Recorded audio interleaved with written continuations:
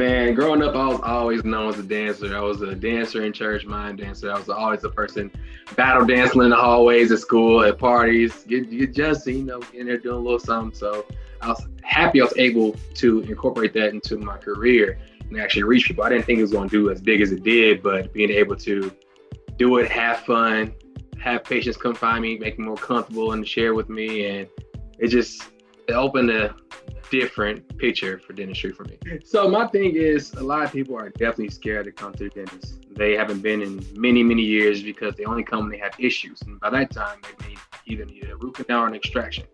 And so with that, doing it on Instagram and reaching people on TikTok, people come in and commenting, different things, saying he looks, fun. My kids may like him, bring him in, and then they say, "I seen you on TikTok." I'm like, "Let's make a TikTok. Let's have fun. Let's do something with it."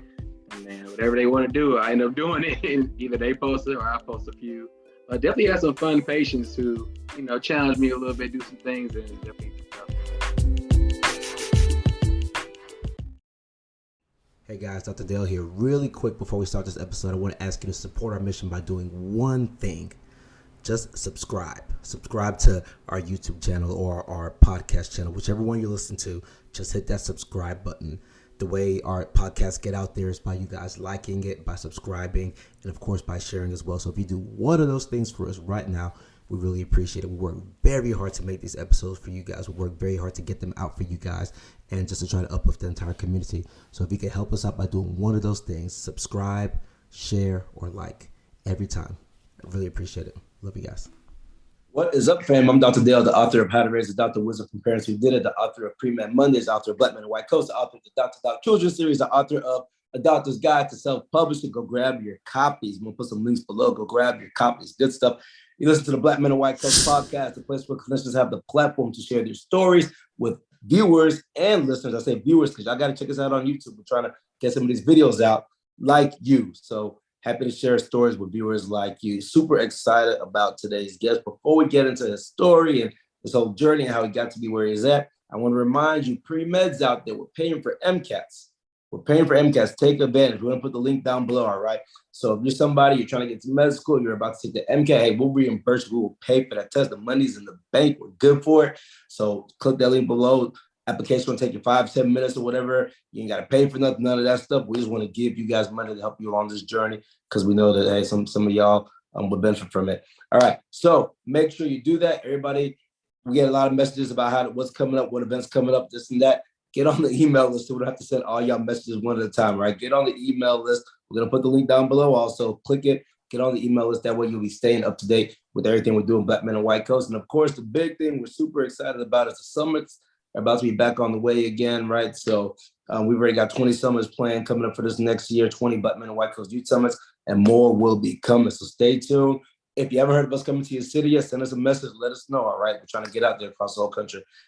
With that said, I'm happy to introduce you to my guest today. Super excited about this, man. I got caught up just like on his on his Instagram page, man. I just got sucked up watching all his dancing videos, and he was just giving us stuff like that. I was like, man, I wish I still had those moves, man. But he got me sucked in on the Instagram for a while. So I should have been doing work, but I'm admitted I was watching the dance moves, trying to see if I still had a little something.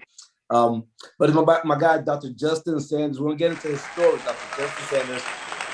Dentist. So Black Men and White Coats, we've had a couple of dentists, right? Mostly we do MDs, we might have some MPs or other things like that. But I think we've only had one or two dentists. So it's going to be super exciting this episode. And I'm really happy about it. So I want to bring that different perspective and give you guys something different, something interesting, and something that honestly could be a really good lifestyle for some of y'all. We were just talking about that. My guy, man, Dr. Sanders, how are you? Pretty good. Thanks for having me. Appreciate it. Definitely, man. Like I said, man, I got caught up on your IG stuff. It was super entertaining, and the dance moves. First of all, how do you stay up to date with those dance moves? Let me ask that. How do you keep up? Because I used to dance a little bit too, but now I'm like old and bald and stuff, and I can't do it no more, man. Man, growing up, I was always known as a dancer. I was a dancer in church, mime dancer. I was always a person battle dancing in the hallways at school, at parties, get just, in there doing a little something. So I was happy I was able to incorporate that into my career and actually reach people. I didn't think it was going to do as big as it did, but being able to do it, have fun, have patients come find me, make me more comfortable and share with me. And it opened a different picture for dentistry for me. Actually, let's go ahead and get that out the way right now. Can you share your handles, your TikTok and your IG? Share your handles so people can go watch this, because you be getting it, man. On Instagram, I think it's just Dr. J Sanders. Let me make sure. I think it's an underscore in there. Dr._J Sanders. Dr._J Sanders. And then TikTok actually may be the exact same. Nope, just Dr. J Sanders, no underscore. Dr.J Sanders. So y'all check it out. Now, just start the episode by talking about how cool of a thing that is. Because if you go watch some of these videos, you're in there with some patients, right? Yeah. Yeah, talk about that we'll get into your story and stuff like that, but just talk about that, because that's a unique aspect of healthcare in general that people, overlook, about the ability to make patients feel a certain way. So what is that dancing and, engaging them and one-arm push-ups, all that stuff? What does that do? So my thing is, a lot of people are definitely scared to come to the dentist. They haven't been in many, many years because they only come when they have issues. And by that time, they may either need a root canal or an extraction. And so with that, doing it on Instagram and reaching people on TikTok, people come in commenting, different things, saying he looks, fun. My kids may like him, bring him in, and then they say, I seen you on TikTok. I'm like, let's make a TikTok. Let's have fun. Let's do something with it. And then whatever they want to do, I end up doing it. And either they post it or I post a few. But definitely had some fun patients who, challenge me a little bit, do some things, and it's definitely turned out fun. And they start bringing the whole family, and more people come to the dentist and getting more comfortable, because it's not like it was many years ago when you have those frightening scares at dentistry, hear those scare stories. Technology is so much different. I tell people all the time, your phone now is so much different than it was 10 years ago. So showing you the technology and different ways we do things have come a long way. So it's easier to get patients comfortable in a chair. And then TikTok and Instagram has allowed me to reach more people, to let them know that we are here. We care about our patients. It's great that people, they never seen a black dentist before, black male dentist, especially one that's down to earth. So when they come see me, we always have a good time, make them laugh, make them comfortable, and then take care of those teeth. Nice. So when you do that, is that like a marketing strategy for you, or just like you just do it because of fun?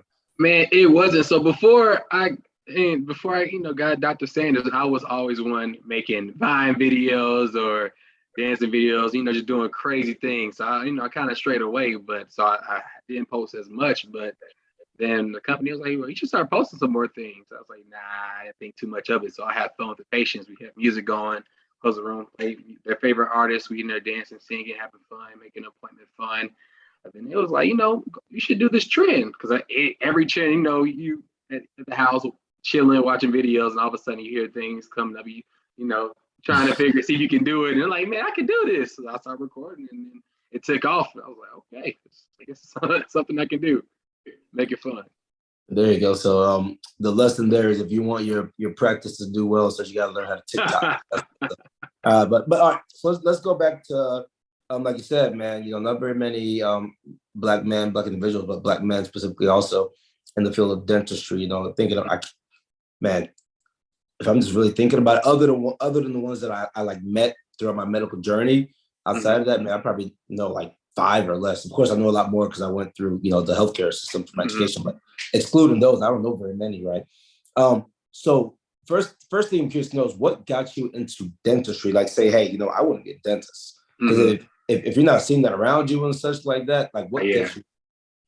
So growing up, I'm from Indianapolis, Indiana, born and raised. There was pretty much only like 2 black male doctors in our area, and everybody either went to one or the other. I didn't think of that too much back then, because I always went to that dentist. His name was Dr. Austin, and I had to do a career fair project, career something project in like 3rd grade. And they had to pick a career that you wanted to do. So I was like, I love my dentist, I always have fun when I go. So I did him. I shadowed him for like a few days and did a whole write-up, pretty much the whole 9 yards with it. I'm like, this is something I can actually see myself doing. This is 3rd grade at the time. So, from there, middle school, every time somebody asked me, I said I want to be a dentist. So I started shadowing more people, middle school, and then by the time I got to high school, I'm gearing towards being a dentist. So I'm asking people what I need to do, what mistakes did you make, what do I need to avoid, what things can I do to make me a better applicant? Because at this point, I'm pretty serious. And so from high school, I ended up going to Tuskegee University, HBCU in Alabama, far from Indiana. Shout out to Tuskegee. It's my father-in-law went to Tuskegee, so The illustrious Tuskegee University. Yeah. He goes back there every year. I'm like, he will not stop going to homecoming, man. It's a great time, I will say. So I definitely enjoyed it. So I had a good time, but it still was everything in school was pretty much centered around being a dentist. So I majored in biology. I did internships at IU School of Dentistry during the summer, or University of Michigan dental school. Pretty much just building my resume and building me as an applicant to get into dental school, because I knew that was my goal. And then from there, I did also research at Tuskegee, community service, pretty much everything I needed to do, because I was getting advice from all these different people I met. Nice. So it's pretty much a straight through, easy, not easy, but it was paid like a specific journey made just for me. So it was, if you're interested in it, I always tell people early, at least shadow that person, because I know people who went to dental school and like, man, this is really not something I want to do. So you waste your time and not being able to shadow. So I did a lot of shadowing hours. High school, I think I did senior year, Monday and Tuesday, I went to IU School of Dentistry and shadowed for like 2 hours. So I had like 200 shadowing hours by the time I got to dental school. Because it was so. And I tell you, that application, like it was perfect. So I had a lot of crazy. So you're in third grade on your own volition. It's like your mom or dad was like, "Hey, yeah, you should go into dentistry." Well, they had some. So when my granddad asked me, I would never forget this. RIP to one of the greatest men I know. He asked me what I wanted to be, and I was a little chunky kid. I'm not the skinniest person now, but I lost some weight. And I was like, I want to be a pizza man, because my mom always tipped the pizza man really good. I'm like, man, these people making money. Getting paid, boy. This can't be it. So it made me think of something else, and that's the perfect time. I don't know how I still remember this to this day. Misfits, third grade science class, some class, and that's when I did it. So that's wild. So third grade, you have this epiphany and that clicks. But maybe even like more wild, whatever, is the fact that you then started taking the right steps at such an early age. Because most people might say, like when I was in, I think, 7th grade or whatever, I went to go shadow a vet, right? I saw like an ACL surgery, which I almost passed out during, I had to leave, right? A dog, ACL surgery, I had to leave, so I was getting woozy. But I didn't, after that experience, I didn't go do anything that dealt with vet. I didn't go do anything with medicine. There was no more shadowing. There was nothing, right? Until like late in college. So the fact that in third grade you did that, and then you started doing these programs of shadowing and such, what was the impetus? What kept you motivated to keep on doing the right things at such a young age when people are playing basketball, football, the guys are trying to learn about there are all sorts of stuff, so many distractions, but you're still doing the right stuff. How did you have that guidance to know to do that? Man, so people always think like if you want to be a doctor, you can't do things. So in high school, middle school, I was still, I was prom king, homecoming king. I was the captain of the football. You were that guy, man. I was first team all state, went to state in wrestling, as class vice president. I pretty much did everything. So I was very active, which also helped my application when I was applying, because I could say I did all these things and still maintain a good GPA. I had a very good support system. I was busy in the church. I had a lot of mentors, because once you were one mentor, you get all that knowledge, and he introduces you to somebody else, and they introduce you to somebody else. And so I have there's not many black males in the dentistry field, but I have a lot of different mentors that help me out in the process. So we'll say I'm blessed. I will say I'm blessed, because I was of course I had some hardships. We all have our hardships. Things, sometimes you think maybe it's not right. Maybe I'm not smart enough, maybe I'm not good enough for this, but then you just keep pushing through. So let me ask. So what was the hardest thing you dealt with on that journey, right? Because so far you described you Mr. Perfect right now. You're the dude that you're the dude man, that what stage you want? What stage you want? Because I have a lot. And give me anything from like before you went off to college. What was your biggest struggle before you went to college? We'll be right back. I want them band like a daddy, only do it like Flagger, I'm kicking flavor, no saga, Hey, I like them blues. I might go Janet like Jackson. I got them options, It's all about progression. Life is like a blessing. Everything will win. Black Men in White Coats merch found at bmwc.store. What was your biggest struggle before you went to college? For college, probably somewhat staying out of trouble, because I was that class clown, and then it was such a, how do I explain it? Class clown, so I used to be a class clown, and it turned out to be helpful for me get into the dentistry field and get in, it started helping me out. So, I was able to relate to patients everything now, but back then, people were like, oh, are you doing too much? Dancing, that stuff wasn't, like I said, I was dance battling in the hallways, doing certain things. I was throwing parties. So I wish I could have stayed a little more. Actually, I wouldn't wish everything happened for a reason. So I'm glad everything that did happen as far as, throwing up parties, getting into certain troubles here and there, but it defined who I am today. So yeah, there's a pastor down here in the Dallas area. His name is Matt Chandler, and he talks about how when he was he grew up outside in Galveston area where I grew up. He talks about how, like, when he was young, whatever, in high school, he's getting so much trouble. He's always loud, getting in trouble all the time, for being too loud to use his voice. And he's like, now people know me. He's a relatively, famous pastor. He said, now people know me for being loud in my voice. So that thing that people thought was a bad thing is now turning good things. That's similar to what you're saying, right? So people, you might have been, definitely. And now you get to use that skill, which is really social ability is what it was. Yes. Right? Personality to relate to your patients. Because I still remember, even in high school, I remember, like, I was smart, and so I would finish work earlier. But they always said I was distracting everybody else from doing certain things. Like, even TikTok, I was having fun now, but back then that wouldn't have been appropriate. Making videos, having fun, doing certain things. So looking back, like, dang, I was kind of immature, but at the same time, like, that's who I am and who I am today. So, and it worked. Yeah, I don't know about calling it immature, man. It's funny how things, like, before we came on, we were talking about my kids, and like my older boy, some days he'll come home from school and say that they have these things called code when you get in trouble. He's like, he doesn't get in trouble like much really, but every now and then come up with the code. But Daddy, I got a code for blah blah blah blah. And first I used to get mad at him, like, I mean, he's got like 5 ever, so it's not many, but I just get mad at him, like, why are you doing that? And then I started realizing, like, the stuff he's getting in trouble for, while I want him to be respectful and such. These are things that are gonna, like, be beneficial to him when he gets, as he gets older down the line. These are the character traits that, when fostered in the right environment, are actually beneficial types of things. And, to your point, for parents, right, or even students listening, like, obviously, I'm sure you were respectful to your teachers and such, but definitely, don't like shut off that personality characteristic, because that's gonna be useful down the line, right? Definitely, 100% agree with that. Because even, like, I was very outgoing, sometimes too outgoing, but even now I'm so glad I have that trait, because when you're in dental school or the dentistry field, so many people are, the top of the class. You have to have a high GPA, certain things if you're in the dentistry field, be a doctor. And some people don't have those characteristics. And I'm grateful that I also went to Howard University College of Dentistry, where we had to recruit our own patients. So it's easy for me to go to, we have, like, the undergrads, they had free dental treatment, but we just had to recruit those patients. So I was able to get some of my classmates who aren't so personable, go up there with them, help them recruit patients and show them the ropes, because it came second nature to me.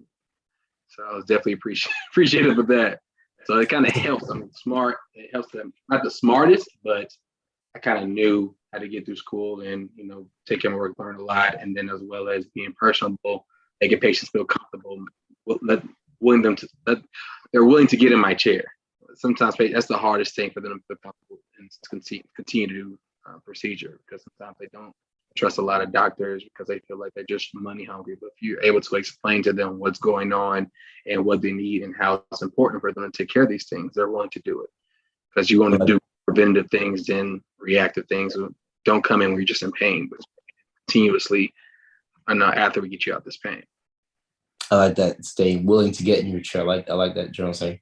Tell me about your parents. What kind of influence were your parents on you growing up? What kind of background did you grow up in? Things of that sort. Tell me about that. Parents were great.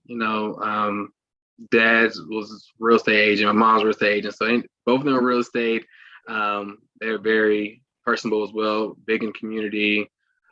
Dad, he was always my coach for every sport growing up until I got to high school. He just had to be on the side, but he was very important in my life as far as molding me to who I am. And then my mom, she's like my rock. To this day, I still talk to her on the way to work. They were both influential in my life. She was the one helping me get my portfolio and stuff together as I'm She was my main person who kept me focused and to get to my goal. I told her my goal was she helped me get to there. And that's pretty much, she was one of the main reasons why I kind of got to dental school, because she helped me out a lot. Yeah, man, parents, man, that support. I had 2 great parents in my life as well. That support for me, parents can't be understated or whatever, right? So when you're saying how you were able to stay on track, and like certainly, the parents had to have something to do with that. Yeah, definitely. Along that journey. So why the decision to go to Tuskegee? Why the HBCU decision? Shout out to Booker T. Washington also, man. One of my favorite books is from Slavery by Booker T. Washington. Yeah, Tuskegee has a lot of history into it. Both my parents went to HBCUs. My brother went to North Carolina A&T University, which is also HBCU. So I feel like that was only right for me. I got scholarships to other schools. I'm from Indiana, so I got a scholarship to Indiana University, but I kind of wanted that support from HBCU, more people like me. And I hear when I went there to visit on a Black College tour, I went to, Morehouse, I went to Clark Atlanta, I went to Tuskegee, Hampton, pretty much all these HBCUs. And Tuskegee just, spoke to me. It's a beautiful campus, beautiful people, wonderful professors. They're not just a number, but you're a name. Like these professors, they call, text. I still have a relationship with my professors to this day, And my friends that went to other schools, big schools, their professors never really cared about them. So these different programs, when I got to Michigan program and I did these research things, my professors are the ones who called me and like, you need to apply to this. You want to do this? They helped me, also me reach my goal. Areas, but then the professors at these HBCUs helped me get to the next level. So then my goals, I was serious about it. I still have fun at the TU, which is, they call it TU turn up, but they help you get to your goals. I did a lot of symposiums where I presented research, and it helped me mold to who I am at that stage of life. And then same thing, main reason why I went to Howard. I still want that HBCU feel. They cared about you. They made sure you were ready for the world for the most part. Yeah. When I think about Tuskegee, I also think about vet, because they got a strong vet program down there. Oh, right? Definitely. My roommate is a vet now, actually. They have a real pre-vet track program at Tuskegee where the vet school is like literally, I took classes in the school. So it's right there. So if you're thinking about doing vet school, Tuskegee is one of the top ones. They had a TV show at one point from Tuskegee vets. So it's pretty cool. Nice. So for the listeners who might be interested in going into dentistry, what are some key things that you need to do? Because a lot of our usual listeners will probably by now know the steps to get into med school. Can you just kind of recap that journey to get into dental school? Thanks for watching. Join us next week for part 2. I want them band like a daddy, yeah. Oh, let's do it like Flagger, yeah. I'm kicking flavor, no saga, yeah. Hey, I like them blues. I might go Janet like Jackson. I got them options, yeah. It's all about progression. Life is like a blessing. Everything a win, loss is like a lesson. Ooh, ooh. Yeah, ain't no time for stressing. I've been really stepping. Ooh, ooh. Yeah, if you wanna go get it, stop.